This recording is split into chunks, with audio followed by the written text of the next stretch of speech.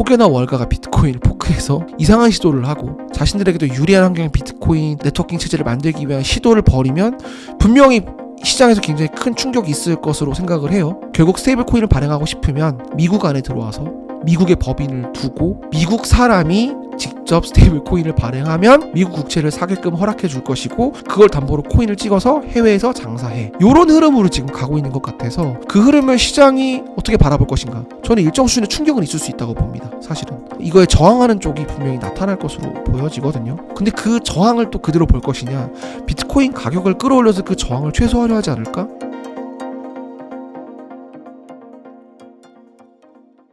안녕하세요. 인터뷰 진행을 맡은 카프카입니다. 오늘은 이수호 기자님 모시고 디지털 자본주의 시대를 맞이하여 디지털 경제에 대한 이야기 나누어 보도록 하겠습니다. 기자님 안녕하세요. 안녕하세요. 네, 간단하게 인사 부탁드립니다. 네. 저는 IT 전문 미디어 테크엠이라는 곳에 부대표를 맡고 있는 이수호라고 합니다. 구체적으로는 한 10여 년 정도 판교 테크노밸리에 상주하면서 그쪽 현장의 목소리를 계속 쭉 듣고 있는 전문 기자의 삶을 이어가고 있습니다. 최근 들어서 IT, 게임, 그리고 콘텐츠 업계에서 AI가 빠르게 사람을 좀 대체하고 있다고 들었습니다. 지금 어느 정도 수준인가요? 네, 이미 안타깝지만 많은 분들이 이미 AI에 대해서 좀 체감하고 있는 시대에 진입을 한 것 같아요. 특히 판교 테크노밸리, 우리나라에서 가장 IT 기업들이 많이 모여 있는 곳, 특히 이제 수출이나 또 내수를 넘어서 해외 시장으로 나아가는 콘텐츠 비즈니스들을 많은 기업들이 판교에서 영위하고 있는데, 그 판교 테크노밸리에 있는 기업들의 거의 대부분의 기업들이 사실상 인력 조정이나 내지는 구조 조정 또는 일정 수준의 어떤 분사를 통해서 인력 효율화를 꾀하고 있는 게 거의 대부분의 기업들의 모습이고, 사실 이제 그 밑단에는 AI의 등장이 있었죠.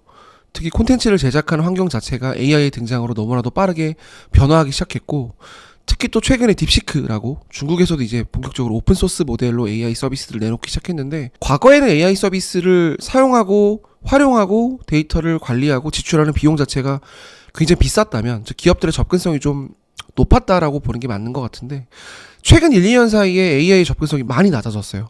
많은 기업들이 AI를 실질적으로 사용하기 시작했고, 특히 그래픽 디자이너, 초반에 어떤 콘텐츠를 제작하는 기획 단계에서까지 지금 AI가 침투하는 게 목격이 되고 있거든요. 그러다 보니까 이제는 과거에 10명이 사던 일을 2, 3명 정도가 해도 충분히 가능하다라는 결과가 이미 입증이 된 상태고, 그렇다 보니까 국내 콘텐츠 기업, 특히 판교 테크노밸리에 있는 거의 대부분의 기업들이 인력 조정에 대한 고민을 시작한 단계다라고 보시면 될 것 같습니다.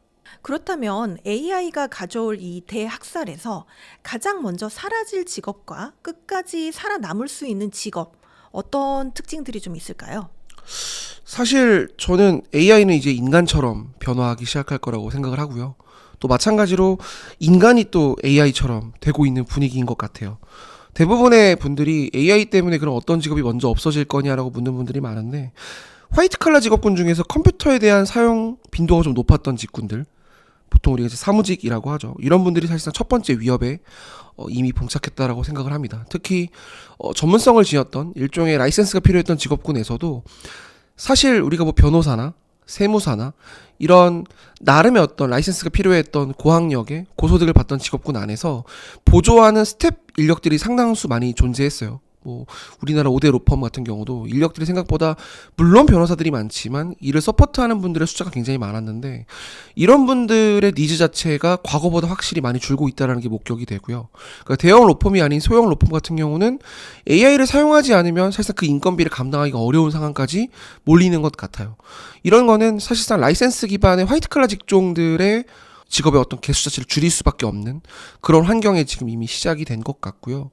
이거는 결국 판교 테크노밸리만의 문제가 아니라 국내 대부분의 기업들에게도 마찬가지라고 봅니다. 특히 대기업 안에서 일종의 페이퍼워크 하시는 분들, 서류를 통해서 어떤 기획을 하고 이거를 각 주요 운영 부서에 전달을 하고, 이런 걸 평가를 거쳐서 고객에게 전달하고 또 상품을 만들고 이후 나서의 어떤 서비스 과정이나 이런 거의 전 모든 단계까지를 사람이 했다면, 이제는 AI를 통해서 많은 것들이 좀 효율화되는 단계로 이미 국내 주요 대기업들에서도 목격이 되고 있는데, 단 이 AI의 적용과 파급 속도를 지금 유일하게 늦추고 있는 거는 사실 기술의 진화나 기술의 문제가 아니라 정책과 거버넌스의 문제인 거거든요.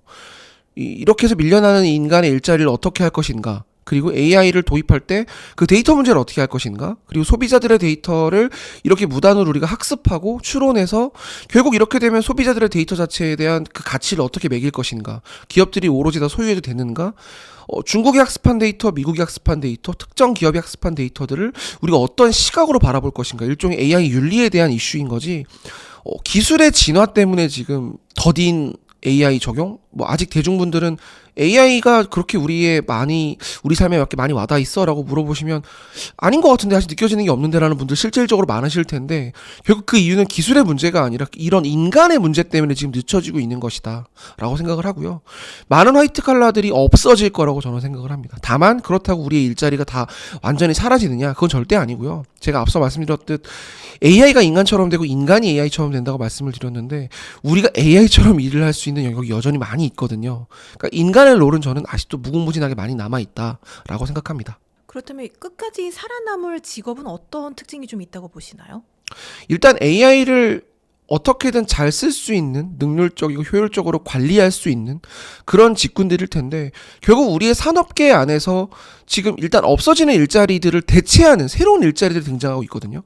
뭐 하나의 예를 들어보자면 미국에서 제일 큰 대형마트죠, 월마트가 AI를 통해서 지금 굉장히 많은 리소스를 줄이고 있고, 잘 모르는 분들이 많은데 아마존 주가 올라가는 차트보다 월마트 주가 올라가는 차트가 훨씬 더 거칠게 올라가고 있어요. 우리나라는 지금 뭐 홈플러스도 최근에 굉장히 큰 말이 많았고 대형마트가 다 무너지거나 망하는 구조인데, 정작 미국도 마찬가지로 온라인 이커머스가 빠르게 진입하고 있는데도 월마트 주가는 계속 가고 있단 말이죠. 뭐 여러 가지 이유가 있을 텐데, 그래도 기술적인 시각으로 접근을 해보자면 월마트가 이뤄내고 있는 다양한 혁신들, AI를 통한 물류 자동화, 이 시스템을 각 주요 전국에 있는 미국에 있는 그 거점마다 완벽하게 효율적으로 전달할 수 있는 어떤 그 데이터 학습 능력들, 그리고 그 안에 여러 리소스를 최소화하면서 끊김없이 물류가 자동적으로 다 넘어갈 수 있게 하는 그런 기술들을 당연히 하는 사람이 있습니다. 월마트 안에서도 이런 것들을 관리하는 사람이 있고요. 그리고 이런 것들을 효율적으로 계속 업그레이드하고 유지 보수해 나가는 쪽의 일자리들은 계속 필요해요. 생각해보면 데이터가 이렇게 많이 늘어나는데, 우리가 과거에 PC 시대보다 모바일 시대로 오면서 정말 많은 데이터가 늘어났잖아요. 네트워크 속도도 당연히 늘어나야 했고요. 이제는 앞으로 더 빠른 네트워크가 필요할 거고 끊기지 않아야 합니다. 초저지연이라고 하는데, 이런 네트워크 단에서의 일자리가 더 많이 필요할 것으로 보여져요. 그렇다면 우리가 조금 더 시계를 과거로 돌려봤을 때 러다이어트 운동이라고 있었습니다. 예전에 영국의 산업혁명 시기에 직물공들이 어떤 자동화된 기계가 등장을 하면서 그걸 부셔야 된다, 저게 어떤 우리 일자리들을 빼앗아간다라는 목소리가 있었거든요. 근데 그 뒤에 어떻게 되는지는 사실은 우리가 다 알고 있죠. 그리고 또 하나 예를 들어보자면, 자동차가 처음에 등장을 했을 때 많은 마차 운송부나 사실은 뭐 지게차를 모는 많은 분들이 괴물이 등장했다, 저걸 부셔야지 우리 일자리가 존재한다, 그래서 정치권에 압력도 넣고 그랬다고 하더라고요. 그런데 결과적으로 자동차가 등장하고 나서 우리 생각하지 못했던 일자리들이 굉장히 많이 탄생을 했습니다. 그런 거를 반추해보면 AI 시대에도 분명 지금의 일자리와는 사뭇 다른 환경의 새로운 업무 환경이 만들어질 거고, 그 와중에 분명 우리가 생각하지 못했던 일자리가 굉장히 많이 만들어질 거라고 저는 확신을 합니다. 최근 미국 빅테크 기업들의 그 구조조정이 좀 심각한 수준이라고 들었는데요. 지금 실리콘밸리에서는 좀 어떤 변화가 일어나고 있나요? 네, 저희도 사실은 미국을 되게 자주 나갑니다. 출장도 많고 또 현지 사정을 들어야 되는 이슈도 많아서, 사실 국내에도 법인이 많아요. 해외 빅테크 기업들이 뭐 페이스북, 지금 메타라고 하죠. 메타 코리아도 있고, 아마존 국내 법인도 따로 있고, 인스타그램도 마찬가지고요. 다 있는데, 최근에 국내에 머물고 있는 해외 빅테크 기업들의 한국 지사장 인력들이 많이 잘려 나가고 있습니다. 아마 많은 분들이 아실 건데요. 미국 빅테크는 생각보다 인력을 굉장히 많이 빠르게 줄이고 있어요. 미국 대표 소프트웨어 기업인 이제 세일즈포스라는 기업이 있는데, 이 세일즈포스 CEO가 최근에 1,000여 명의 인력을 해고하고 이제는 중급 애매한 수준의 3에서 5년차, 5에서 7년차 기반의 개발자들은 뽑지 않겠다, 그러지 않아도 될 것 같다 라는 말을 했어요. 실제로 지금 국내 또는 해외에 있는 빅테크 기업들이 활용하고 있는 툴들을 보면 AI 에이전트라고 해서 한 연봉 2,500, 3천만 원 정도의 비용을 지출하면, 제가 말을 잘못했어요. 연봉이라기보다는 결국 그 정도의 비용만 지출을 하면 사실상 3에서 5년 차의 개발자가 하는 일들을 능숙하게 하고 있다는 거예요. 물론 그 앞에서 밑단에서 지시도 해야 되고 프롬프트도 넣어줘야 되고 그걸로 중간중간 수정을 하고 조정해야 될 사람이 필요하긴 한데, 근데 돌이켜 생각해보면 3에서 5년 차 직군의 직원을 관리하는 데도 중간 매니저는 있어야 됩니다. 즉 AI를 다루는 인력이 그 인건비는 들지만 고용이랑 채용 과정에서 신입을 굳이 뽑아야 되나? 초급 경력을 굳이 뽑아야 되나? 이미 3천만 원만 내면 이런 AI 에이전트들이 훌륭히 많이 존재하는데 이미 시장에서 그런 얘기들이 나오기 시작했거든요. 특히 미국에서는 그래요. 미국은 지금도 매우 무섭고 빠른 속도로 AI 서비스들이 다수 등장하고 있고 중국 기업들도 매우 무섭습니다. 중국 기업들도 굉장히 빠르게 지금 각각 서비스를 내놓고 있는데 아직은 테스트베드인데 미국 같은 경우는 인력 해고가 조금 더 쉬운 환경이다 보니 상대적으로 그 우리가 좀 체감할 수 있는 인력 효율화 구조조정이 좀 더 많이 뉴스로 흘러나오는 것 같고요. 아마 검색해보시면 알 거예요. 뭐 메타가 최근 1년 사이에 몇 명을 해고했다. 아마존이 몇 명 해고했다. 구글이 지금 또 구조조정 발표했거든요. 근데 뭐 빅테크뿐만 아니라 미국의 도지라고 하죠. 지금 일론 머스크가 직접 총대를 매서 공무원들 해고 작업을 주도하고 있는 것으로 알고 있는데 이미 그가 취임하고 지금 두어 달 사이에 굉장히 많은 인력들의 해고 통보가 이어졌다고 해요. 이미 실리콘밸리에 가시면 분위기가 예전과는 조금 다릅니다. 뭐 여전히 뭐 구글이나 뭐 잘 나가는 기업들에 종사하는 분들은 체감하기 어려울 수 있다고는 하는데 사실 구글의 밑단에서 일을 하던 기업들 또는 함께 그쪽 빅테크를 서포트하는 작은 기업들도 분명히 많았을 텐데 그런 분들의 이야기를 들어보면 분위기가 심상치 않다라는 이야기는 많이 들려오고 있습니다. 사실 과거에는 AI가 단순 업무를 대체할 거라고 이제 많은 분들이 이야기를 했었지만 최근에는 보면은 뭐 기획, 작가, 디자이너 같은 이런 창의력을 좀 필요로 하는 직업에도 AI가 이제 많이 좀 영역을 넓혀가고 있는 것 같은데요. 이런 창의성에 대해서는 어디까지 이렇게 대체될 수 있다고 보시나요? 사실 이제 이런 그 경제 유튜브를 직접 촬영을 하다 보면 많은 악플이 달려서 뭐 저한테 연락도 많이 오거든요. 이상한 소리 하지 마라. AI가 대체할 수 없는 부분이 분명히 존재한다 라고 하는데 제가 오늘 오기 전에 되게 재미난 걸 보고 왔는데 그 중국의 대표 기업 알리바바라고 하죠. 네. 알리바바가 인간의 감정을 보고 이걸 추론하는 AI 서비스를 테스트베드 환경에서 지금 테스트하고 있더라고요. 배우가 직접 눈물을 흘리고 배우가 화를 내고 그런 걸 AI가 봐요. 사람처럼 보고 그걸 갖고 데이터로 학습을 해요. 그리고 AI가 같이 분노하고 그 분노한 환경에 따라 AI가 작동을 해요. 어떤 액션이 이어진다라는 거죠. 그리고 슬픈 거를 보여주면 그 슬픈 인간의 감정을 따라하는 액션이 뒤따르거든요. 이게 지금 뭐 당장 그렇다고 감정을 갖고 있는 휴머노이드 로봇이 나올 것이다 라고 말하는 건 너무 이른 이야기이긴 한데 인간의 감정까지 흉내내는 AI가 등장했다라는 건 사실상 되게 추상적인 데이터를 넣었을 때도 그거에 대한 학습이 가능하고 우리가 원하는 아웃풋이 나올 수도 있다라는 거거든요. 그러면 창의성이라는 부분도 결국은 AI에 어떻게 학습을 주입하느냐에 따라서 우리가 전혀 예상하지 못했던 결과물들을 도출할 수 있는 거기 때문에 저는 이제 거의 모든 일들을 AI가 대체할 수 있는 시대에 머지않아 진입할 수 있을 것이다. 범용 인공지능이라고 하잖아요. AGI라고. 그 시대에는 이미 이제 우리 눈앞으로 곧 와 있는 것 같아요. 돌이켜 생각해보면 10년 전에 이제 알파고가 등장을 했죠. 바둑을 두는 AI라고 해서 되게 이슈가 됐는데 그 당시 이제 이세돌 구단이 AI가 두는 수를 딱 보고 이건 너무 창의적인 수다. 이 수를 어떻게 AI가 뒀을까에 대해서 굉장히 놀라움을 표하셨어요. 이걸 가지고도 굉장히 많은 뉴스가 쏟아졌는데 그게 불과 10년 전이란 말이죠. 이 10년이라는 시간 동안 사실 강산이 바뀐다고 하는데 너무나도 많은 데이터가 주입이 됐고 그 데이터를 학습하고 추론하는 역량과 그 인프라, 그 자본과 인력의 깊이는 우리가 생각하지 못할 정도로 발전했기 때문에 저는 인간의 창의성을 넘어서는 일들까지도 이제는 할 수 있을 것이다. 쉽게 말하면 우리를 통제하고 인간을 관리하려 들고 나아가서 이거는 잘못된 짓이 같은데라고 불응하고 저항하고 뭐 영화 AI 다들 보셨을 겁니다. 윌 스미스가 나오는 옛날 영화인데 그 기술적으로 불가능한 시대가 아니라는 거예요. 단 그런 시대가 곧 올 거니까 우리 뭐 조심하자, AI를 푸시자 이런 건 절대 아닙니다. 왜냐하면 거버넌스라는 게 있죠. 어떻게 학습시키느냐에 따라 다르다고 제가 말씀을 드렸잖아요. 그렇기 때문에 이제는 학습자, 학습하는 데이터를 갖고 있는 기업, 그 기업이 위치하는 국가마다 아마 다른 양상이 저는 펼쳐질 거라고 봐요. 통제를 어떻게 하느냐, 그리고 어떻게 학습을 시켜서 조금 더 AI를 뾰족하게 만드느냐, 이런 싸움들이 이제 이루어질 것 같고, 즉 이제는 그런 AI의 등장, AGI의 등장을 두려워하는 게 아니라 이 AI를 갖는 기업, 이 기업을 관리하는 국가가 어떤 생각을 갖고 AI를 들여다보느냐. 정말 무서운 상상을 해보자면 지금 전 세계에서 많은 전쟁이 일어나고 있잖아요. 그 전쟁을 주도하는 권력자의 생각마다 AI가 다른 움직임을 보일 수 있어요. 뭐 러시아의 AI는 러시아의 정책 이반자의 생각대로 움직이는 거고 중국도 그렇고 미국도 그렇고 이제 그런 것들을 통제하는 게 매우 어려워지는 거예요. 그러니까 AI가 무서운 게 아닙니다. 결국은 사람이 무섭다라는 거죠. 예. 그렇다면 국내 같은 경우도 이미 좀 인력이 줄어들고는 있는데 이게 확 미국처럼 눈에 띄게 줄어들지 않는 이유는 정책 때문이라고 하셨잖아요. 네. 그럼 앞으로 계속 좀 인력 채용은 감소할 거라고 보시나요? 전체적인 인력의 모수 자체는 저는 줄어들 것은 확실하다고 봅니다. 좀 다른 이야기인데 판교에 있는 게임사 중에 이제 많은 대중분들이 아는 게임사가 한 NC소프트는 많이 아실 것 같아요. 네. 야구단도 운영하고 있으니까. 작년에 취임한 NC소프트 대표님께서 하신 말이 제일 먼저 했던 말이 직원을 줄이겠다.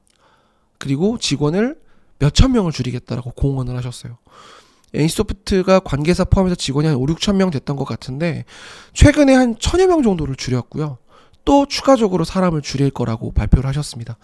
NC소프트 다음으로 이제 좀 유명한 게임사 보면 이제 넥슨이라는 게임사 많은 분들이 아실 거예요. 넥슨이 아직 그렇게 사람을 많이 줄이거나 그런 모습은 보이지 않고 있어요. 워낙 큰 회사고 또 매출과 영업이 거의 이제 우리나라 4대 그룹에 범접할 만큼 그 정도의 사이즈를 갖고 있는 게임사인데 넥슨도 사실상 수익을 보고 이 게임사들이 돈을 어떻게 버는지를 보면 중국의 로얄티 수익이 상당 부분을 차지합니다. 국내에서 개발해서 얻는 수익보다 해외 로얄티 수익이 더 많다라는 거죠. 그래서 해외 법인이나 해외 파트너사에게 좀 더 많은 권한을 좀 이양하는 그런 모습이 요새 좀 올 들어 좀 목격이 되고 있어요. 그게 무엇을 상징하냐면 국내 직원들이 그렇게까지 필요한가에 대해서 모두가 좀 퀘스천을 갖고 있다라는 거예요. 또 국내 게임사 중에 최근에 상장해서 굉장히 큰 시총을 갖고 있는 시프트업이라는 회사가 있습니다. 시프트업이라는 회사는 앞서 말한 NC소프트, 넥슨에 대비 직원 수가 10분의 1 정도밖에 안 돼요. 근데 시총은 NC소프트보다 지금 더 나가는 걸로 제가 알고 있는데, 그러니까 이제 기업 시장의 사이즈, 돈을 벌어주는 크기 이런 것들이 직원 수와 비례하지 않는다라는 거예요. 하지만 그렇게 돈을 벌지 못하는 조금 더 작은 사이즈의 게임사들이 여전히 많은 직원들을 갖고 있습니다.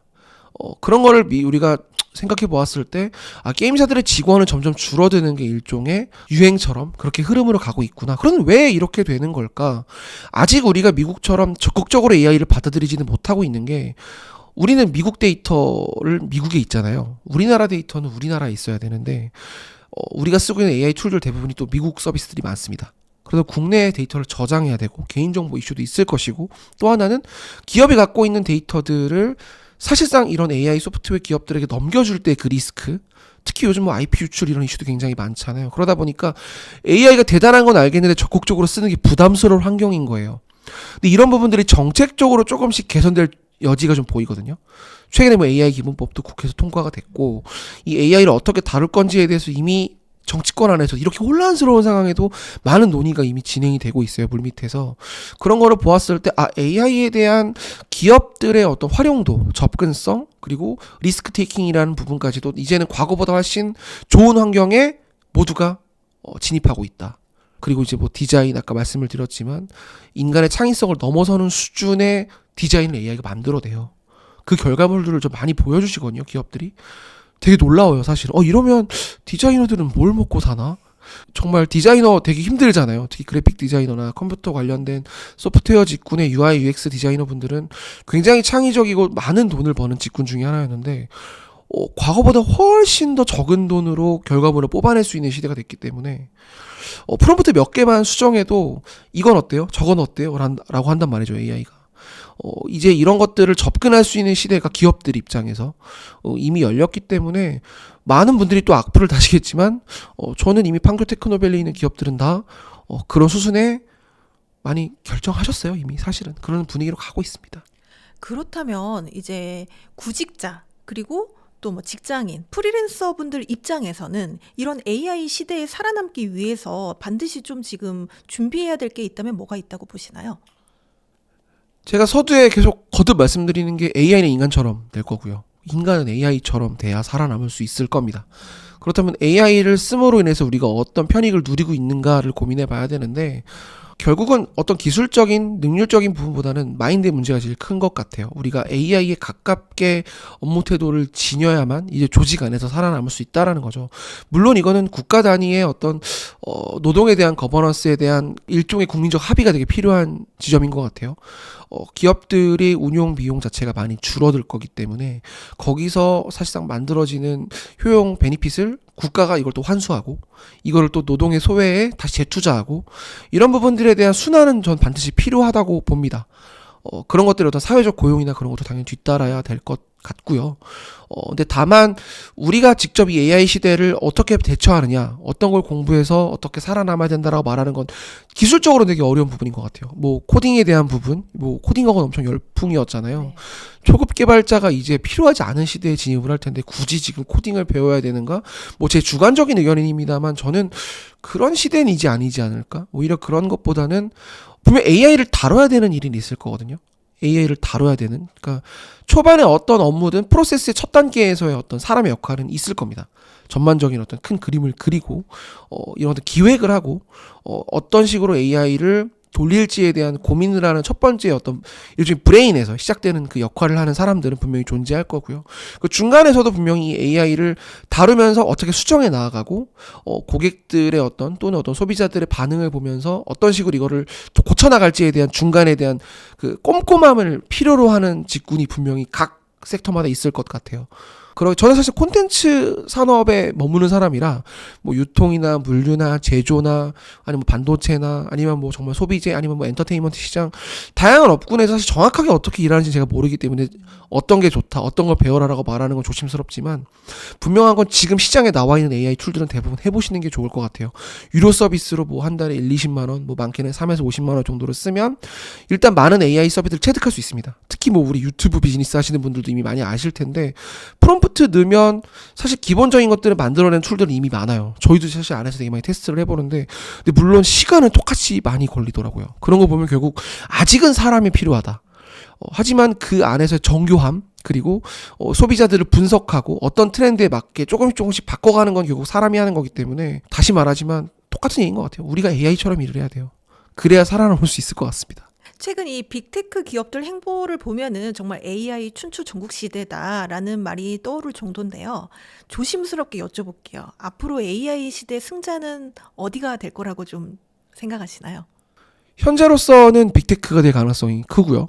그리고 각국에 있는 주요 대기업들 중에서 똑같은 얘기인데요. 결국 자본의 싸움이고 제가 생각하는 거는 AI의 어떤 기술적인 문제보다 AI를 사용하는 그 와중에서의 거버넌스 리스크 이런 것들을 각 국가가 어떻게 짜느냐가 되게 중요한 포인트인 것 같아요.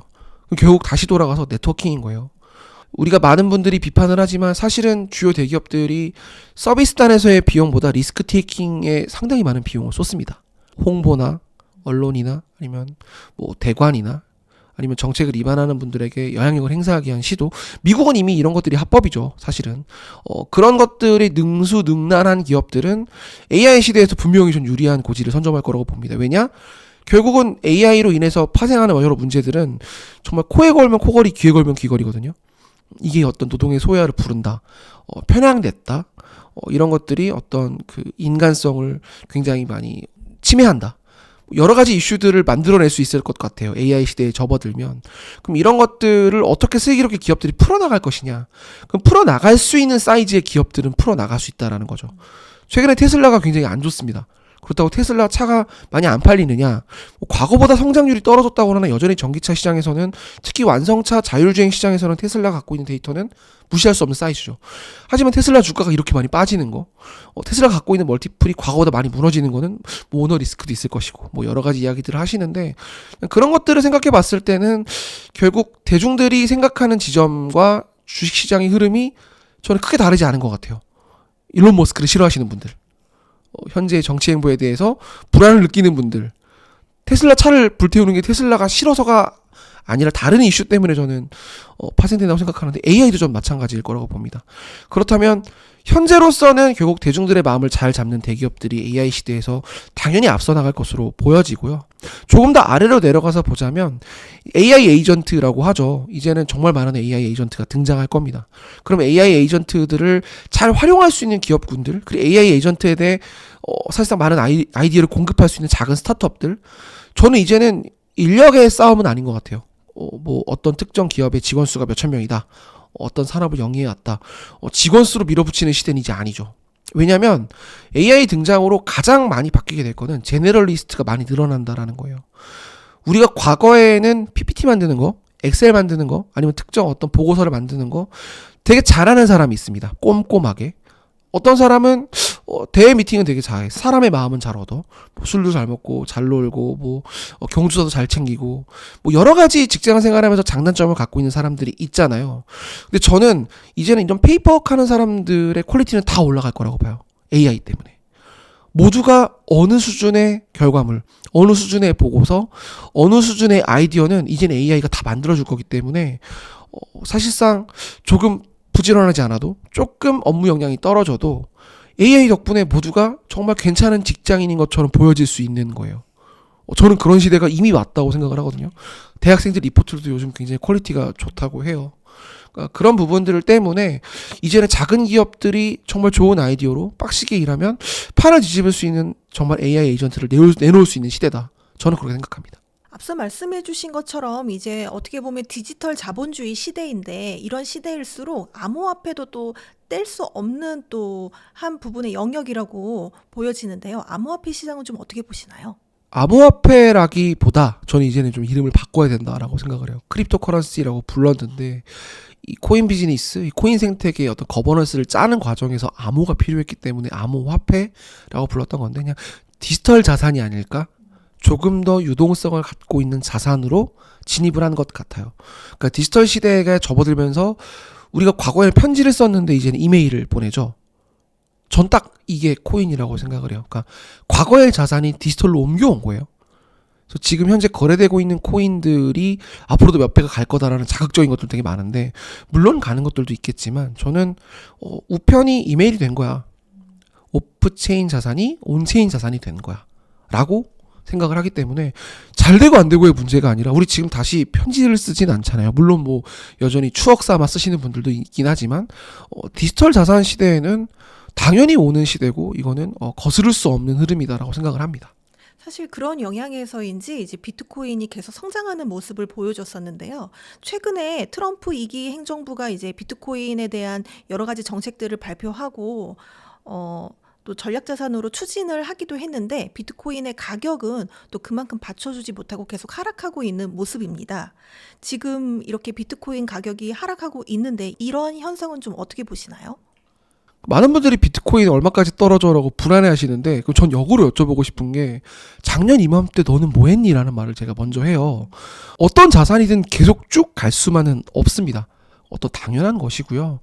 돌이켜 생각해보자면 5년 전, 6년 전, 너무 먼 얘기면 한 2, 3년 전으로 거슬러가 보면 비트코인을 거래하고 이 코인 시장을 주로 거래하는 분들은 소매 시장 분들이 많았고요. 또 기업들도 대부분 위험 자산의 하나로 봤던 것 같아요. 비트코인과 가상자산의 시가총액을 다 더하면 뭐 3천조, 4천조 이 정도 규모가 지금도 그런 것 같은데 굉장히 큰 숫자죠. 이 숫자를 행하고 거래하는 시장이 사실상 위험자산처럼 여기는 일부 개인들과 기업들이 담당했다면 작년 1월에 비트코인 현물 ETF가 등장하고 나서부터는 정말 메이저 시장, 기관 시장이 됐어요. 그러니까 기업이 들어가는 게 아니라 전문적으로 돈을 다루는 금융투자사들이 들어왔다라는 거예요. 어떻게? 주식처럼 거래하는 거잖아요. ETF는. ETF 시장이 열리면서 비트코인의 시장이 어마어마하게 커졌습니다. 근데 이게 한편으로는 이런 말도 되는 것 같아요. 과거의 비트코인 차트 또는 과거의 비트코인 시세 흐름과 다른 환경이 펼쳐질 수밖에 없는 거예요. 과거에는 정말 조막손들이 시장을 주물렀다면 지금은 정말 은행, 증권사, 월가에 있는 큰 손들이 들어오는 시장이기 때문에 이제는 메이저 자본시장과 같이 갈 수밖에 없는 흐름인 거예요. 그들이 들어온 덕에 시장 규모는 커졌고 그들이 들어오기 전보다 훨씬 비트코인 가격은 비싸졌습니다. 그건 모두가 아실 거고 지금 많이 빠졌다고는 하나 여전히 1억이 넘어요. 개당. 어마어마한 금액인데 이런 것들을 좌지우지하는 게 결국 매크로 흐름이고 월가, 미국에 있는 큰 손들, 전 세계의 어떤 기관 투자들의 결정에 따라서 움직이고 있는 흐름이기 때문에 저는 이제 비트코인 가격이 어떻게 될 거냐라는 질문은 코인 전문가들에게 할 게 아니라 정말 레거시 금융을 다루는 매크로 전문가들에게 물어보는 게 맞다. 그리고 비트코인은 지금 많이 떨어지지 않았다. 여전히 엄청나게 비싼 금액에 큰 가치에 거래되고 있다라고 생각을 합니다. 네. 그렇다면 혹시 이런 비트코인이 가지는 좀 가장 큰 리스크가 있다면 뭐라고 생각하시나요? 가장 큰 리스크는 사실 제가 생각하는 거 좀 다른 분들의 말하는 것과 다를 수 있는데 이 시장을 운용하고 있는 주체가 너무 양극단의 생각 갖고 있는 분들이 같이 모여 있다라는 것 같아요. 쉽게 말씀드리자면 대부분의 레거시 자산들, 메이저 자산들은 큰 손들, 뭐 아까 말했던 기관이나 어떤 큰 일종의 제도권 플레이어들이 시장을 형성을 해왔다면 사실상 지금 비트코인 시장은 그들이 한 절반, 나머지 절반은 일종의 아나키스트라고 하는 정말 무정부주의자들, 이 탈중앙 자산, 특정 룰, 관습, 제도, 나아가서 국가까지 부정하는, 국가 단위로 발행하는 화폐마저도 부정하는, 현재 무역 질서를 부정하고 정말 우리에게 영원히 사라지지 않는 건 비트코인 뿐이야. 이 비트코인의 개수는 딱 정해져 있기 때문에 희소성이 있어 무제한으로 돈을 찍어내는 달러와 현재 전 세계 금융 패권, 이 금융 체계는 매우 특정 세력에게 유리한 방식으로 짜여져 있는 그런 거야 라고 부정하는 분들이 지금 비트코인 시장을 키웠는데, 정작 그들이 욕하던 분들이 지금 비트코인 시장에 들어오면서 양극단의 생각을 갖고 있는 분들이 같이 시장을 키웠거든요. 근데 이게 무엇을 뜻하냐면 그 리스크가 2배로 늘어난 거예요. 우리가 뭐 주식시장이라든지 부동산 시장은 사실 매크로 흐름을 많이 따라갑니다. 결국 이제 그런 시각에서의 리스크를 상상하면 되는데, 비트코인은 양극단의 수요가 같이 이 시장에 모여있기 때문에 예를 들자면 저쪽에서 해킹이 터질 수 있는 거예요. 저쪽에서 미국이나 제도권 플레이어들을 부정할 수 있는 또 다른 일을 벌일 수 있는 거죠. 하나 제가 더 말씀드리고 싶은 게, 지금의 비트코인이 계속 쭉 왔죠. 근데 비트코인이 현재 비트코인으로 오기까지 많은 비트코인 유사 코인들이 있었어요. 스스로 업그레이드를 해서 비트코인 땡땡땡 이름을 짓기도 하고, 이더리움도 지금 현재 이더리움이 오기까지, 알트코인 시가총액 2위죠. 비트코인에 거의 준하는 이 알트코인인 이더리움도 지금의 이더리움으로 올 때까지 굉장히 많은 변혁과 내부 갈등을 겪었어요. 이더리움이라는 이름을 따고 있는 유사 이더리움이 있다는 건 여러분들도 아실 텐데, 현재 이더리움 재단과 현재 거버넌스를 추종하는 분들이 지금의 이더리움까지 온 거거든요. 그럼 돌이켜 생각해보면 또 이런 일들이 벌어질 수 있다는 겁니다. 즉 10년 뒤에, 20년 뒤에, 100년 뒤에 비트코인은 지금 우리가 아는 비트코인일까 되물어 봐야 된다는 거예요. 더 구체적으로 예를 들어보자면 현재 비트코인 현물 ETF의 상당 부분은 월가 또는 미국에 있는 금융사들이 쥐고 있습니다. 가격이 올랐기 때문에 지금은 양극단의 수요가 모두 불만이 없었어요. 그런데 하나 그냥 상상을 해보자면 중국을 따르는 비트코인, 미국을 따르는 비트코인, 또는 둘 다 부정하는 무정부 비트코인이 나올 수 있어요. 그러면 각기 비트코인을 갖고 있는 섹터 안에 세력들마다 스스로 업그레이드를 해서 우리가 진짜 비트코인이라고 주장할 수도 있는 거예요. 이미 이더리움이 그런 일을 한번 벌였습니다. 저는 그러기 때문에 가장 큰 리스크가 무엇이냐? 매크로 환경 또는 저 반대쪽에 있는 어떤 현재 자본주의를 부정하는 분들의 뭐 해킹이나 아니면 뭐 굉장히 많은 자금 세탁이나 저런 리스크도 있지만, 현재 우리가 생각하는 코인의 형태를 이 주류 세력들이 계속 유지해 줄 것이냐에 대한 고민도 이제는 좀 필요하다고 생각해요. 음모론이긴 한데 제가 생각하는 리스크는 그 정도인 것 같아요. 사실 지금 미국은 비트코인을 좀 국책 자산으로 활용하려는 모습을 좀 보이고 있고, 또 반면에 중국이나 러시아는 이제 금을 기준으로 하는 전략을 취하고 있는데요. 결국 이 글로벌 경제 패권은 좀 어느 쪽으로 갈 거라고 보시나요? 저는 양쪽이 다 같이 갈 거라고 봅니다. 일단은 모두가 사실상 자신들의 패권을 지키고 또는 수성하고 또 뺏으려고 하는 시도들이 지금 화폐 전쟁의 형태, 또 무역 전쟁의 형태로 나아가고 있는데, 비트코인 가격 상승의 배경에도 당연히 그런 것들이 존재하죠. 특히 중국은 굉장히 오랫동안 코인을 부정해왔던 국가입니다. 근데 한편으로는 전 세계에서 여전히 가장 크게 코인 시장에 영향력을 행사하는 국가예요. 전 세계에서 가장 큰 코인 거래소들 뭐 1위부터 10위까지 세워놓으면 절반이 이미 중국의 코인 거래소고요. 또 비트코인을 여전히 만들어낼 수 있는, 채굴할 수 있다고 하죠. 비트코인 네트워크, 이 네트워킹 파워의 역량을 행사할 수 있는 곳들 보면 중국 자본이 여전히 많습니다. 중국 정부는 미국 정부에 비할 만큼의 비트코인을 갖고 있고요. 그럼 이상하죠. 코인을 부정하는 중국이 왜 이렇게까지 비트코인을 이 시장을 이렇게까지 큰 영향력을 행사하려고 할까? 미국이 갑자기 비트코인 시장을 엄청 키우려는 움직임을 보이고 있단 말이죠. 결국 모든 것들은 이게 더 이상 어떤 특정 자산을 담보로 화폐를 찍어내는 시대가 아니잖아요. 근본이제가 깨졌잖아요. 미국이 원하는 대로 달러를 찍어낼 수 있는 시대고, 이런 미국의 달러 패권을 흔들기 위한 시도가 사실 그 밑에 있는 국가들 사이에서 나오기 시작하는 환경이고, 더 이상 미국의 청년들이 이름도 모르는 나라에 가서 죽어주는 시대가 아니잖아요. 그런 환경 속에서 트럼프가 당선이 됐고, 저는 비트코인이 일종의 정말 사람이 타지 않은 항공모함이 아닐까? 미국에 자신들의 패권을 진입하기 위해서 과거에는 US 아미가 가서 권력을 행사했어야 되는데, 이제는 비트코인을 통해서 뭔가 지정학적인 우위를 차지하려고 하는 금융전쟁을 시작하려고 하는 게 아닐까, 미국이. 그런 흐름을 견제하기 위해서 지금 금이 많이 오르는 부분도 사실 있거든요. 그런 것을 생각해 봤을 때 저는 이러한 경쟁은 더 격화될 것으로 보이고요. 그건 어떤 정치 세력이 대통령이 되고 누군가가 정권을 잡고 이런 문제는 아닌 것 같아요.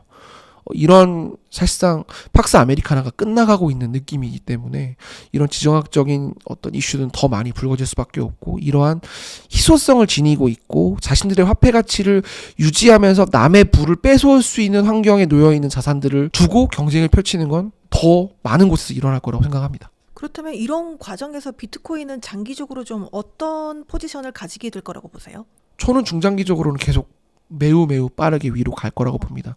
다만 앞서 말했던 리스크처럼 혹여나 월가가 비트코인을 포크해서 이상한 시도를 하고 자신들에게도 유리한 환경의 비트코인 네트워킹 체제를 만들기 위한 시도를 벌이면 분명히 시장에서 굉장히 큰 충격이 있을 것으로 생각을 해요. 그리고 현재 많은 국가들이 스테이블 코인에 대한 이슈들이 지금 봉착돼 있죠. 우리나라도 스테이블 코인이 이미 외화 반출에 많은 영향을 주고 있는 수단으로 여겨져서 지금 정치권에서도 의견이 계속 개진되고 있는 걸로 알고 있는데, 자국화폐 가치를 수호하기 위한 시도들, 그리고 미국의 말을 듣지 않는 국가들의 힘을 빼기 위한 시도들이 스테이블 코인의 형태로 나타날 것으로 보여지는데, 다만 미국이 지금 굉장히 무리한 수를 띄울 경우, 예를 들자면 최근에 미국 정치권 안에 스테이블 코인을 규제를 하려고 할 때 특정 코인, 뭐 테더라고 지금 예를 들어보려 할 텐데, 테더 같은 경우는 미국 국채를 100% 보유하겠진 않아요.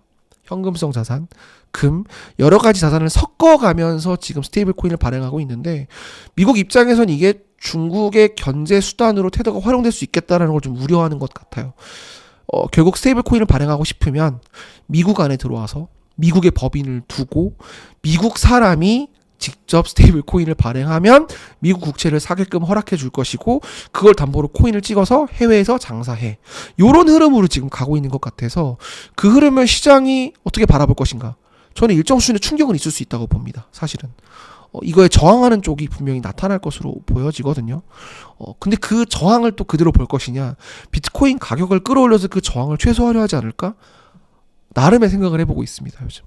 앞서 말씀해 주신 것처럼 중국이 지금 현재는 공식적으로 채굴이나 이제 거래를 비트코인 채굴이나 거래를 금지를 했는데, 다시 중국이 좀 비트코인 시장에 들어올 가능성도 그럼 열려 있는 건가요? 적당한 수준의 거리를 두고 있는 것으로 보여지는데, 전 앞으로도 적당한 수준의 거리를 둘 거라고 생각을 합니다. 극단적으로 중국이 비트코인 시장을 키울 가능성은 크지 않아 보이고요.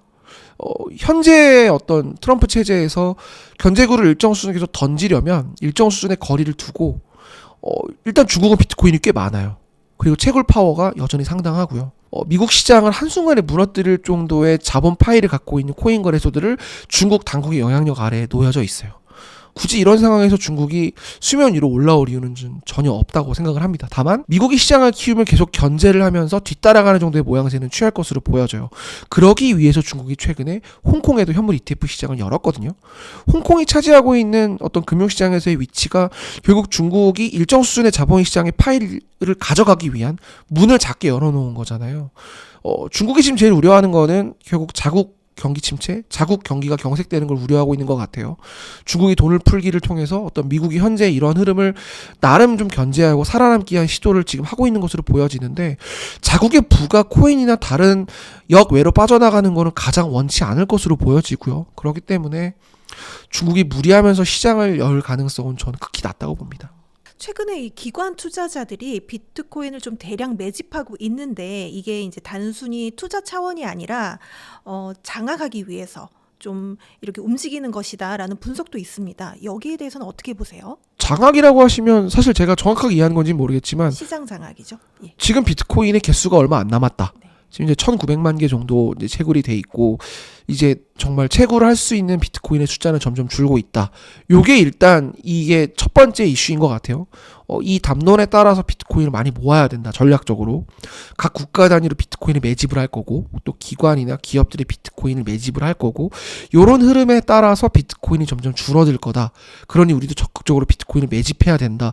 요런 흐름이 실질적으로 있죠. 미국의 스트래티지라는 과거 이제 마이크로 스트래티지라고 불렸던 기업들이 이런 기업들은 계속 채권을 찍어서 일종의 자신들이 갖고 있는 주식시장에 자본을 해칭을 해서 비트코인으로 바꿔서 밸류를 올리는 그런 시도들을 미국에서 이미 하고 있고 나름 시장에서 잘 워킹하고 있는 기업들이 있죠. 일본도 마찬가지로 그런 이제 메타플래닛이라는 기업이 있는데 저는 이런 기업들이 전 세계적으로 많이 늘어날 것으로 보입니다. 그건 확실해 보이는데 다만 그게 옳으냐 그리고 그 방식이 계속 유효할 것이냐에 대해서는 변수가 너무 많으니까 지금 내가 단언하기는 어렵다. 스트래티지 리스크를 생각하시는 분들이 많아요. 요즘 스트래티지가 지금 비트코인을 거의 미국 정부의 2배 가량의 비트코인을 갖고 있는 것으로 알고 있는데 그 비트코인의 계단 가격을 환산해도 시가총액의 80%에도 미치지 않아요. 비트코인이. 그 말인즉슨 버블이 좀 있다라는 거죠. 그런 스트래티지가 무너지려고 할 때 만약에 그쪽에 미국 자본의 공격이 들어가서 주가가 빠지면 스트래티지가 결국 자신이 갖고 있는 50만 개에 달하는 비트코인을 시장에 던지지 않겠느냐. 그게 어떤 시장의 전반적인 붕괴를 일으키지 않겠느냐. 사실 2008년 리먼 브라더스도 있었고 자본시장의 버블은 항상 일종의 정의구현이라고 부르는 큰 어떤 몽둥이를 두들겨 맞는 일이 계속 있었기 때문에 또 최근 나스닥이 많이 조정 국면에 놓여 있죠.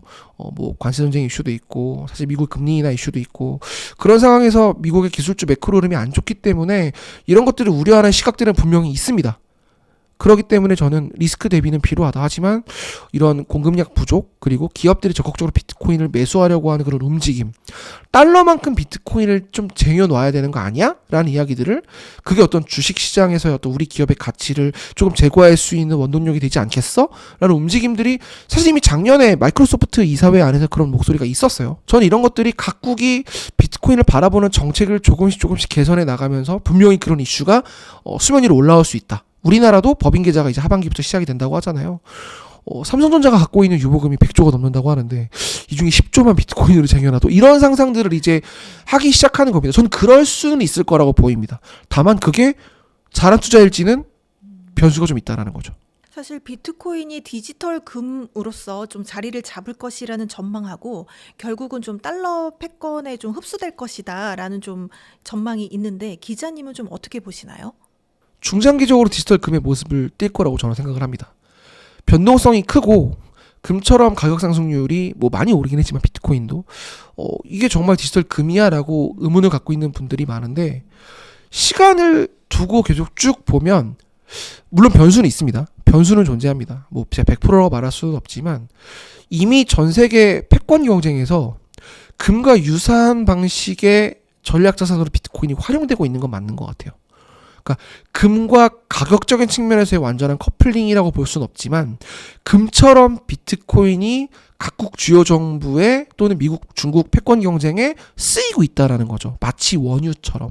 그러니까 아직 금이라고 말할 수는 없지만 금 또는 원유처럼 활용이 되고 있고 또 트럼프가 활용하려고 하는 의지를 보였기 때문에 저는 100%라고 말할 수는 없지만 금은 비트코인처럼 가고 있고 비트코인도 금처럼 가고 있다라고 말씀을 드리고 싶습니다. 네. 비트코인은 이제 결제와 가치 저장 기능을 동시에 가지고 있지만 사실 아직 실생활에서 보편적으로 우리가 거래를 할 때 사용을 하고 있지는 않잖아요. 물론 일부 국가에서 이제 조금씩 쓰고는 있지만 향후 비트코인이 좀 실물 경제에서 중요한 역할을 할 가능성이 좀 있을까요? 자산 이상 이하도 아니라고 봅니다. 유틸리티적으로 이게 될 거냐 안 되냐라는 말은 전 정말 무정부주의자들이라고 생각을 하고요. 비트코인 실질적으로 결제 시장에 들어와서 물건을 사고 팔 수 있는 상황이 되려면 비트코인을 현재의 법화처럼 봐야 할 것이고 그리고 현재의 법화처럼 보려면 한국은행 같은 게 있어야 되는 거잖아요. 그리고 우리나라도 기획재정부처럼 어떤 이런 것들을 관리하고 전반적인 그림을 그릴 수 있는 부처가 있어야 되는데 모두 아시다시피 비트코인은 그러지 않았기 때문에 지금의 위치로 간 거거든요. 무정부주의가 되지 않는 이상 나라가 무너지지 않는 이상 그런 일은 절대 없을 거라고 보고요. 지금 가뜩이나 우리나라 그 재정 적자 사실 뭐 세제 부족 얘기 나오고 있는 판인데 비트코인이 유틸리티에 들어올 가능성은 좀 매우 희박하다고 보고 만약에 그게 가능하다고 주장하는 분들이 있다면 전 좀 의심해봐야 된다고 생각합니다. 그렇다면 이 비트코인이 아닌 이렇게 알트코인들은 좀 어떻게 보시나요? 알트코인의 현재 이름이 이제 비트코인이 아닌 모든 코인들이라고 지칭을 하는데, 이재명 더불어민주당 대표가 그 지역화폐 얘기 많이 하시잖아요. 이게 온체인으로 올라가면 코인인 거예요. 우리가 생각하는 알트코인이 뭐 이더리움, 리플, 에이다, 수이만 있는 게 아니라 이제는 정말 많은 자산들이 온체인으로 올라올 거거든요. 다만 그 통제의 정도, 이 네트워크에 참여하는 어떤 그 지점들을 일종의 국가가 관리하는 제한을 두는 프라이빗 체인으로 할 것이냐, 아니면 모두가 투명하게 들어와서 네트워크를 활발하게 하고 들고 나가고에 대해서 일종의 검역을 하지 않는, 검열이 없는 그런 퍼블릭 체인으로 갈 것이냐에 대해서는 차이가 있을 수 있겠지만, 자산이 온체인으로 올라가는 것들을 다 알트코인으로 불러야 되는 시대라고 저는 생각을 하기 때문에 이제 그런 측면에서의 실물 경제에서의 알트코인의 활용도 이미 무궁무진하게 활용되고 있다고 생각을 합니다. 돌이켜 생각해보면 우리 코로나19 때 식당이나 편의점 갈 때 QR 찍고 들어갔잖아요. 분명히 나라에서 떡 사 먹으라고 기저귀 사라고 준 정책 자금을 다른 데로 사용하는 분들이 있었을 겁니다. 지금 우리가 현재까지는 그 시장, 전통 시장에서만 쓰라고 이제 일종의 지류형 화폐를 주고 있는데, 모바일로도 주고 있죠. 그렇죠? 지역 인천시나 대구시 같은 경우는 이제 그런 것들이 전통 시장뿐 아니라 다양한 곳에서 쓰는 거예요. 다만 어떻게 썼는지를 다 트래킹할 수 있는 거죠. 이거 전자화폐잖아요. 이미 중국이 그러고 있고요. 그런 것들을 일종의 자산으로 우리가 조금 더 전환할 수 있는 형식도 전 나타날 거라고 봅니다. 분명히. 아직까지는 소비의 단계로 멈춰 있지만 이게 소비가 아니라 자산 증식이나 또는 정말 다방면에서 활용할 수 있는 자산의 형태로 전 나타날 수도 있을 거로 보기 때문에 알트코인은 이제 모든 온체인 자산과 같은 말이다 라고 생각을 합니다. 그러니까 당연히 유틸리티 시장에서 많은 알트코인은 활용될 수밖에 없죠. AI와 디지털 경제가 이제 투자 방식까지 많이 바꿔놓고 있는데요. 그렇다면 지금 같은 시기에 좀 가장 빠르게 돈을 벌 수 있는 기회가 있는 분야가 있다면 어느 부분이 있을까요? 변동성은 크지만 사실상 저는 그래도 모든 계란을 한 바구니에 넣지 말아라는 말을 많이 믿는 사람이고요. 성장 산업이 지금 많이 어렵죠. 나스닥도 그렇고 국내 기술주도 많이 어려운데, 최근에 되게 재미난 걸 봤어요. 네이버가 우리나라의 제일 인터넷 기업 중에 가장 큰 기업이죠. 지금 인구도 줄고 내수도 안 좋고, 사실 조금 도심 나가보면 공실 굉장히 많잖아요. 그런데 네이버가 계속 돈을 잘 벌어요. 네이버는 내수 기업이란 말이죠. 지금 사실상 뭐 해외 법인들도 있지만 전 지금 국내 네이버의 어떤 사업만 두고 국한해서 말씀드리는 건데, 네이버가 어떻게 이렇게 돈을 잘 버나 봤더니 검색 시장 안에서, 광고 시장 안에서, 이 네이버 갖고 있는 플랫폼 비즈니스 안에서 굉장히 효율을 극대화하는 방식으로 돈을 잘 벌고 있더라는 거예요. 그게 뭐를 뜻하냐면, AI 시대가 되면서 테크 기업들이 분명히 시장은 똑같은데 오히려 시장은 줄고 있는데 리소스를 효율화한다든지 또는 어떤 자신의 비즈니스를 극대화하는 방식으로 AI를 적극적으로 활용하고 있다라는 거예요. 최근 2, 3년 사이에 인터넷 기업이 굉장히 안 좋았습니다. 뭐 여러 가지 이야기들 하시죠. 뭐 내수 이슈도 있었고 경기 침체 국면에서였던 그 성장주 버블이 빠지는 국면도 있었고, 근데 저는 AI로 인해서 특히 AI에 대한 접근성이 좀 더 낮은 판교 테크노밸리에 있는 기업들이 과거보다 훨씬 효율화를 꾀하고 있고 효율화에 대한 어떤 결실을 맛보고 있는 단계에 진입했기 때문에 상대적으로 테크 기술을 지금 적극적으로 쓰고 있는 기업들이 상대적으로 투자 시장에서 유리할 것 같다 라고 생각을 합니다. 과거보다 훨씬 더 환경이 좋아졌다라고 생각을 해요. 최근 1, 2년 사이에 그 점점 더 효율화가 극대화될 것으로 보여져요. 뭐 앞서 말한 것처럼 인력에 대한 효율화는 되게 안타까운 부분이에요. 특히 노동의 소외화 이슈는 반드시 정부 정치권에서 풀어야 되는 이슈고, 이거에 대해서 기업들이 상응하는 사회적 책임을 전 당연히 해야 된다고 생각을 합니다. 하지만 그런 부분들을 차치하고 기업들은 일단 돈을 벌어야죠. 주주 가치를 위해서라도 기업들은 돈을 벌어야 되는데, 상대적으로 AI를 적극적으로 쓰고 있는 판교에 있는 기업들, 테크 기업들이 이런 부분들에 있어서 올해는 좀 실적을 많이 개선할 것으로 보여져서 여전히 저는 국내 테크 기업들을 좋게 보고 있다고 말씀을 드리고 싶습니다. AI 기반 투자 시스템이 발전하면서 인간이 이제 직접 투자하는 시대는 끝났다, 뭐 이런 이야기를 하시는 분들도 계시는데요. 어떻게 생각하시나요? 저도 당연히 같은 생각을 갖고 있습니다. 우리 인간의 가장 큰 문제는 이제 공포에 사고 환희에 던지는 걸 못한다라는 거잖아요. 뭐 무릎에 사서 어깨에서 팔아라. 그러니까 우리 인간은 참 나약한 존재이기 때문에 상대적으로 그런 것들을 좀 덜어낸 데이터를 학습시켜서 추론한 결과물이 나 대신 투자를 해준다면 상대적으로 우리의 부족한 인간 대비 좀 더 높은 수익률을 가질 수 있을 것이다. 특히 AI 에이전트 전 되게 무서울 것으로 보여져요. 지금 카카오톡, 우리 국민 메신저죠. 카카오톡 안에서 매우 재미난 일이 벌어지고 있는데, 술을 많이 먹고 뭐 광화문이나 강남 일대에서 택시 잡아보신 직장인분들 많을 텐데 어떤 방식으로도 안 잡히죠. 사실은. 네. 웃돈은 어디까지 줘야 되나. 근데 웃돈을 더 많이 주지도 못합니다. 정부가 막아놨기 때문에. 그럼 결국 정말 많은 돈을 주고, 특정 택시 있잖아요. 비싼 돈을 주고 거의 평상시 5,000원이나 7,000원 주고 가는데 5만 원 주고 가는 거예요. 네. 그럼 이제 정말 열받죠. 그러면 이제 결국 술김에 그냥 걸어가는 분들도 많고, 참 이런 부분들이 많은데, 근데 AI 에이전트가 들어간다고 생각을 해볼게요. 그럼 어떤 일이 일어나느냐? 내가 가장 빠르게 가장 적은 돈으로 집에 갈 수 있는 방법을 알려줘 라고 AI 에이전트를 부르는 거예요. 그럼 AI 에이전트가 카카오 택시 안으로 들어갑니다. 그래서 현재의 택시 시장을 쫙 봐요. 아, 3만 원 정도 베팅을 해보면 갈 수 있을 것 같아 라고 나름의 추론을 하는 거죠. 그럼 AI가 딱 이렇게 얘기합니다. 5에서 7분 정도 기다려보시고, 제가 일단 3만 원을 베팅을 해봤어요. 7분만 딱 기다려보세요, 여기서. 근데 만약에 7분 지나도 안 잡히면 그냥 5만 원에 갑시다. 이렇게 AI가 얘기해주는 거예요. 이런 AI가 없었다면 우린 그냥 기다리다 5만 원짜리 택시를 타고 갔을 거예요, 집에. 이게 아주 그냥 작은 상상일 뿐이에요. 작은 상상일 뿐인데, 이런 AI 에이전트가 우리 삶에 들어오는 겁니다. 또 하나 예를 들어볼게요. 어제 네이버가 이제 별도 쇼핑 앱을 만들었어요.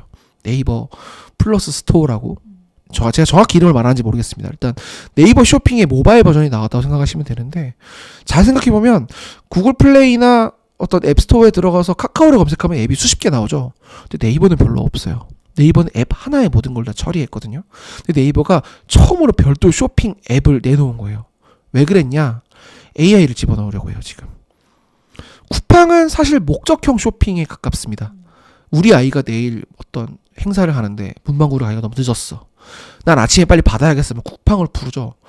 어떤 목적을 지니고 쿠팡에 들어가는 분들이 많아요. 왜냐면 배송이 빠르기 때문에. 근데 뭔가 결혼기념일이야. 와이프한테 무언가를 사줘야 되는데 뭘 사줘야 될지 모르겠어.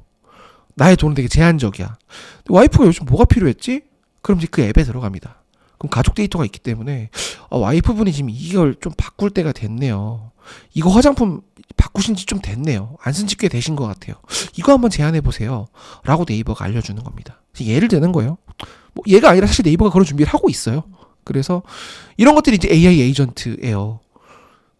이런 것들에서 파생되는 비즈니스가 있을 겁니다. 전 투자는 여기서 해야 된다고 생각해요. 그런데 이렇게 투자를 하면은 돈을 잃는 사람이 없는 건가요, 이제? 그러니까 과거보다 수익률은 낮아질 수도 있다고 생각을 해요. 너무나도 많은 AI 에이전트들이 경쟁을 할 거기 때문에. 또 하나는 AI 에이전트들마다도 분명히 퀄리티 차이가 있을 겁니다. 여러분, KB증권, 저 KB증권에 아는 분이 있는 건 아닙니다. 그냥 KB증권 모바일 MTS 들어가면 AI가 이미 추천해줘요. 어떠한 주식이 최근에 괜찮은 것 같아요.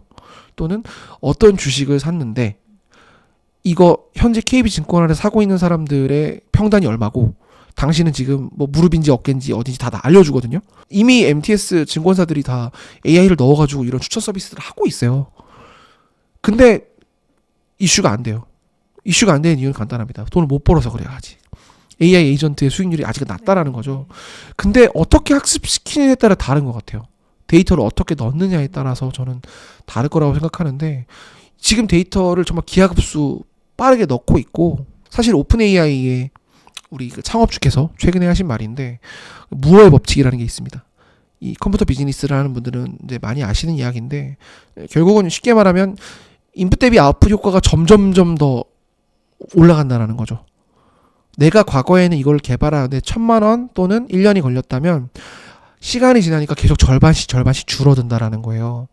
지금 AI 에이전트를 개발하는 데 있어서 오픈 AI가 그동안 쏟았던 돈들, 그리고 국내에 있는 많은 기업들, 해외에 있는 기업들이 쏟았던 돈, 시간, 인력이 점점 줄고 있어요. AI 에이전트를 개발하는 데 있어 실제 서비스를 상용화하는 데까지 비용이 줄고 있다는 거. 이게 뭘 뜻하냐? 똑똑한 AI 에이전트들이 점점 빠르게 많이 나올 겁니다. 시간이 줄고 있어요. 그 시간이. 그래서 저는 머지않은 시기에 정말 투자 시장에서의 큰 일종의 변혁이 있을 거다. 근데 물론 그것도 믿지 않고 감으로 투자하는 분들도 있을 겁니다, 여전히.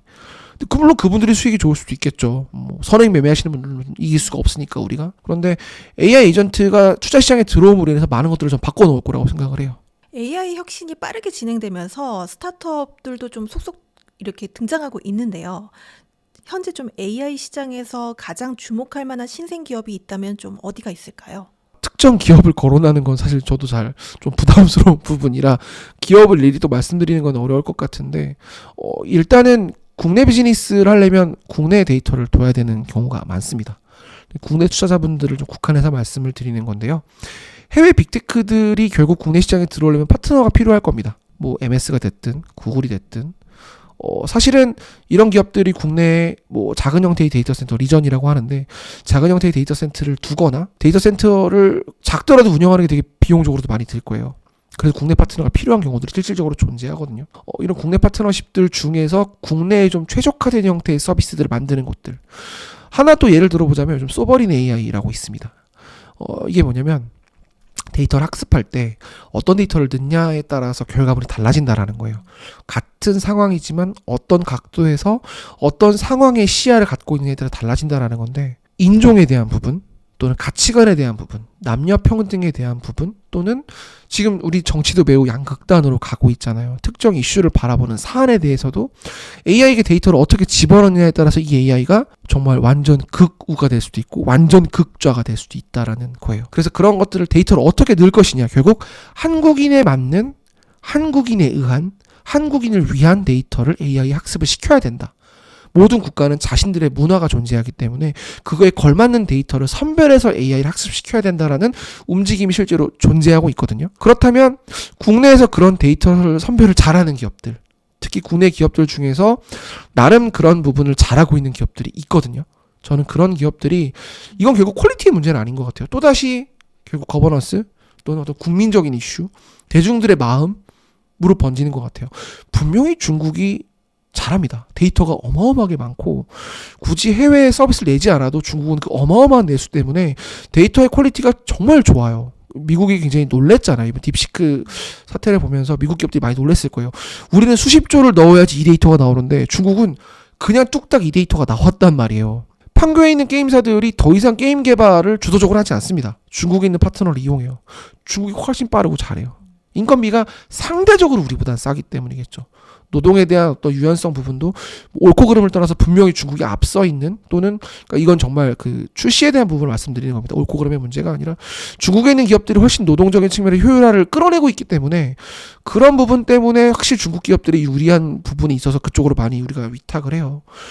그런 거를 봤을 때 결국 AI 시대에도 결국 그런 부분들이 먼저 풀려야 되는 거지 사실 AI 기술적 퀄리티 문제는 아닌 것 같다. AI를 투자할 때도 이제는 정말 기술적인 이슈보다 국가적인 어떤 배리어를 높이는 과정에서의 어떤 이득을 볼 수 있는 네트워크, 관시에 강한 기업들이 분명히 있을 거다라고 생각을 합니다. AI가 이제 단순한 기술을 넘어서 사람들로 하여금 약간 자산 증식을 할 수 있는데 도움을 주는 이런 기능을 좀 더 많은 사람들이 원할 것 같긴 한데요. AI를 활용한 좀 돈을 버는 방법, 또 투자자들이 좀 쉽게 적용할 수 있는 방법, 이런 게 좀 있을까요? 저는 가장 쉬운 거는 좀 무거운 자산을 살 때 AI 도움을 받으면 좋을 것 같다고 생각을 해요. 뭐 예를 들자면 부동산이 좀 대표적인 예인 것 같은데 결국 부동산은 정말 매크로 환경을 많이 타는 것 같고 특히 이제 주거 형태의 부동산 같은 경우는 사실 매크로에 좀 심리가 많이 좀 결합되는 형태인 것 같아요. 그런 이 심리가 워낙 크게 작용할 때는 우리가 다른 나라와 좀 다른 시장의 결을 보이는 것 같고 심리가 조금 적게 반영이 되는 시기에는 다른 나라와 비슷하게 가는 것 같아요. 정말 제 주관인데 근데 이거 결국 이 심리를 분석하는 데 있어서 결국 데이터를 어떻게 보느냐에 따라서 달라지는 문제인데 현재 지금 나와 있는 부동산 서비스들 앱들 보면 이미 AI를 적용하는 곳들이 꽤 있는 것 같아요. 일단은 우리가 너무 막연하게 생각하지 말고 AI를 적용한 부동산 서비스들이 실제로 이미 시장에 나와 있기 때문에 그런 앱이나 서비스들을 한번 보면 이건 정말 어떤 부동산 사장님이 말해주시는 게 아니잖아요. 저 사람 한패 아니야? 라고 의심하는 경우도 있는데 어쨌든 데이터를 학습해서 추론해서 나온 결과이기 때문에 되게 선택하는 데 있어서 과거보다는 조금 편해진 것 같아요. 그런 무거운 자산들은 전 오히려 좀 AI에 의존을 하는 게 낫지 않나? 가벼운 자산은 아무래도 속도가 좀 빠르기 때문에 변화의 흐름과 폭도 빨라서 데이터의 문제보다는 결국 개인의 감을 따라가는 경우도 분명히 있는 것 같아요, 저는. 그래서 조금 덩어리가 무거운 것들은 AI 도움을 앞으로 더 많이 받는 게 더 유리한 시장의 흐름으로 가지 않을까라고 생각을 합니다. 제 주변에서는 보니까 챗GPT에 좀 물어보는 경우도 좀 있으시더라고요. 그래서 거기에서 나오는 답변을 좀 참고하시는 경우도 많이 봤거든요. 이런 것도 앞으로 좀 많이 이용이 되겠네요. 객관적인 답변을 필요로 할 때 많잖아요. 내가 저 건물을 사야 돼? 내가 지금 저 집을 사야 돼? 전에 15억이었는데 갑자기 20억이라네? 내가 봤던 여러 지역 중에 이 집이 유독 많이 올랐네? 이거 사야 돼 말아야 돼? 라는 말을 그 동네 부동산 사장님한테 물어보면 되게 애매해집니다. 그 동네 부동산 사장님은 이익 관계자시잖아요, 그 시장에. 근데 이걸 챗GPT에 물어보면 상대적으로 심플한 데이터를 볼 수 있어서 좋은 것 같아요. 되게 어려운 것보다 심플할 때가 오히려 결정에 도움을 줄 때가 많은데, 저는 이게 비단 부동산의 문제가 아니라 이제는 정말 좀 어려운 구직 시장이라든지 아니면 취업 시장 또는 그 학교를 아이들 진학하는 문제, 이 여러 가지 되게 좀 추상적이잖아요, 사실은. 내가 내 아이에게 이 종목의 학원비를 한 달에 4, 50, 100만 원씩 1년, 3년을 더 태우는 게 맞을까? 여러 가지 고민들이 있는데 누구에게 물어보기 되게 쉽지 않습니다, 이거는. 그렇다면 내 아이의 성적, 내 아이가 최근 3년간 어떤 성적을 보였고 어떤 상황이고, 이거를 오히려 선생님이나 이해관계자에게 물어보는 것보다 이런 AI 에이전트들이 나올 거예요. 교육시장이 엄청 커요, 생각보다. 사교육시장이 우리나라에서 뭐 가장 큰 산업 중에 하나잖아요. 대형 학원들이 AI 에이전트들을 안 쓸까요? 전 나올 거라고 봅니다. 100%. 그럼 넣으면 상대적으로, 물론 아이는 절대 부모 마음대로 안 되는 거지만 상대적으로 조금 가능성을 높일 수 있는 여지가 있다고 봐요. 이미 사교육 시장에 AI가 들어갈 준비를 하고 있는 걸로 저는 알고 있고요. 앞서 말했던 질문에 답변이 될지 모르겠는데 교육 시장에 AI 에이전트 준비하는 기업들이 있어요. 찾아보시면 있을 겁니다. 네, 한번 참고해 보시면 좋을 것 같아요. 현재 보면 AI, 비트코인, 디지털 자산 등이 좀 시장이 폭발적으로 성장하고 있는 모습을 보여주고 있는데요. 확실히 새로운 시대가 열리고 있다는 느낌입니다. 그렇다면 이런 새로운 시대를 좀 대비하기 위해서 좀 지금 준비하면 좀 좋을 게 있다면 뭐가 있을까요? 그 질문 진짜 많이 받는데요. 많이 혼나요, 저 사실은. 그러니까 사실 기업 강연도 나가고 학생분들도 만나서 이런 얘기 많이 질문 받는데, 일단 원론적인 답변은 시장에 있는 AI 툴들을 다 써봐라. 유료 서비스들이 있다. 유료가 부담스러우면 챗GPT 싼 거라도 좀 써봐라. 왜냐면 일단 나와 AI가 좀 결합이 돼야 돼요. 내가 AI에 편해져야 되는 게, 왜 그러냐면 내가 AI를 써보면 어떻게 질문했을 때 어떻게 답변이 오는구나를 나도 좀 체득을 해야 돼요. 나도 AI 에이전트가 좀 편해야 되거든요. 내가 많이 접해보고 내 스스로의 경험치가 많이 쌓여야 잘 활용할 수 있는 것 같아요. 내가 써보지 않고 막연하게 AI를 두려워하면 정말 답이 없거든요. 사실 그게 첫 번째인 것 같아요. 특히 특정 기업들은 사내에서 AI를 못 쓰는 경우가 많습니다. 그렇다면 왜냐면 개인정보나 그런 것들 때문에 기업 안에서 AI 그 유료 툴들을 못 쓰는 경우가 있어요. 근데 물론 요즘에 뭐 테크 기업들은 일정 수준 안에서의 오픈 소스를 쓸 수 있도록 허용해주는 기업들이 있기는 해요. 근데 전통 제조, 유통, 물류 기업들은 아직도 조금 그런 거에 대해서 타부시하는 부분들이 있기 때문에 그런 분들은 전 집에 와서라도 좀 해봤으면 좋겠다. 우리가 업무를 집에 가져오는 분들도 분명히 있잖아요. 어떤 식으로든 업무와 AI를 좀 엮어봐라. 그리고 그 스스로 나도 AI를 좀 학습시켜보고, 나도 내가 안고 있는 내 업에 대한 이야기를 AI에게 많이 풀어놓고, 그를 나도 좀 길을 들이고 AI도 나를 좀 길들이고, 그런 시간들을 빨리 많이 최대한 서둘러서 해봤으면 좋겠다. 특히 지금은 프롬프트 형식이 아니라 정말 이미지를 만들고 콘텐츠 쪽 하시는 분들은 이미 많이 아실 것 같은데, 영상을 만드는 부분에 있어까지 아직은 AI가 시간이 더 오래 걸리긴 해요. 지금 사실 저희도 콘텐츠 비즈니스를 하는 쪽이기 때문에 영상 관련된 툴들을 어떻게 할까에 대한 고민을 하고 있기는 한데, 비용이나 시간이 훨씬 더 많이 드는 건 맞아요. 하지만 내가 길들이는 거거든요. 내가 영상 툴들 일일이 해보고 내가 쟤를 길들여보는 시간이 사실 콘텐츠 쪽에서 저는 필요한 시기라고 봐요. 그런 것들을 해보면서 서로가 같이 진화하는 거기 때문에 그런 것들이 우선 필요하다고 보고, 또 하나는 좀 다른 얘기인데, 제가 서두에 말씀드렸던 게 내가 AI처럼 돼야 된다라고 말씀을 드렸잖아요. AI는 근무 시간이 정해져 있지 않습니다. 그러니까 이 근무 시간의 효율화에 대한 부분, 사실 저도 욕 굉장히 많이 먹는데, 노동의 소외에 대한 부분은 당연히 정책적으로, 기업적으로 우리가 이거에 대한 그 어떤 사회적 합의가 필요합니다. 하지만 근무 시간이 아니라 이제는 정말 결과물, 어떤 특정 업무에 대해서 이제는 그 업무 자체에 대해서 평가받는 시대가 불가피하게 올 것 같아요. 물론 그거는 정치가 해결해줄 문제기는 해요. 제가 말하는 건 테크 산업 쪽으로 국한해서 말씀을 드리는 겁니다. 미국 실리콘밸리에 있는 기업들, 혁신을 주도하는 빅테크 플랫폼 기업들은 이미 그런 방식으로 가고 있어요.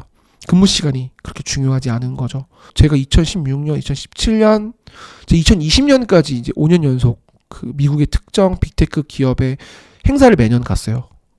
IO라는 개발자 축제인데 제가 거기 가서 느꼈던 게 뭐냐면 정말 새벽 1시, 2시까지 사무실에 불이 꺼지지 않았고 새벽 2시에 이제 젊은 직원들이 무더기로 나오는데 제가 그걸 알고 있는 거는 그 기업 안에 있는 숙소에서 잤어요, 제가.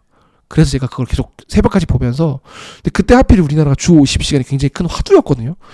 최근에 반도체 특별법 가지고 노동단체의 불만과 어떤 이슈가 되게 많은 것으로 저도 알고 있어요.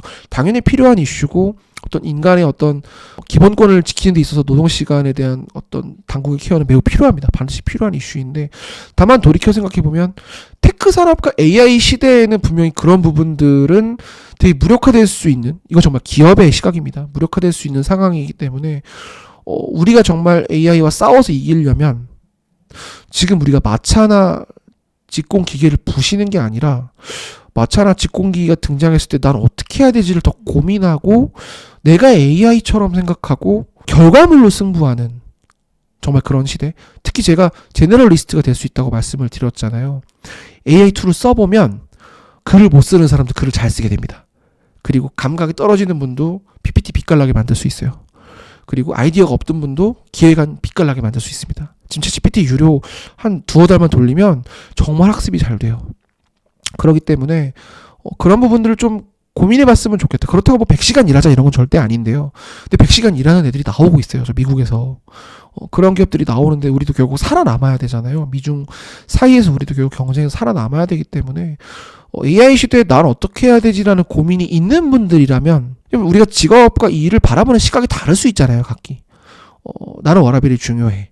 그런 분들과 나는 AI의 상대로 싸워서 나는 승기를 잡아야겠는데 업무적으로 이런 분들이라면 저는 그런 것들에 대한 고민이 좀 너무 필요한 시기다. 특히 사람이 좀 AI가 못하는 부분이 결국 저는 관계라고 생각해요.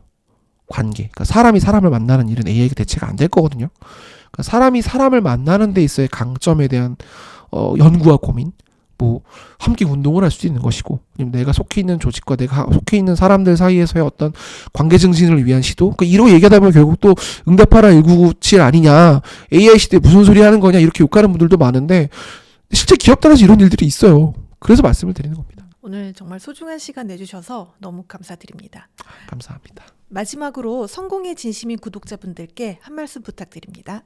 어려운 시대에는 늘 있었고 뭐 사실은 쉽지 않았던 시기에 놓여 있는 것 같아요. 양극단의 시대고 뭐 어느 한쪽에서는 경기 침체인데 어느 한쪽에서는 집값이 너무 오르고 어느 기업들은 정말 돈을 잘 버는데 어느 기업은 사람을 계속 자르고 있는 중이고 이 양극단의 시대인데 저는 결국은 우리 인간은 모든 길을 잘 찾아서 왔기 때문에 AI로 인해서 두려워할 거는 없다. 단 AI를 쥐고 있는 사람이 무서운 것이기 때문에 우리가 이럴수록 또 지혜를 모아야 하는 시기고 추상적이지만 AI와 싸워서 이길 수 있는 그런 체력을 기르는데 직장인분들이라면 좀 고민해봤으면 좋겠다는 말씀을 드리고 싶습니다.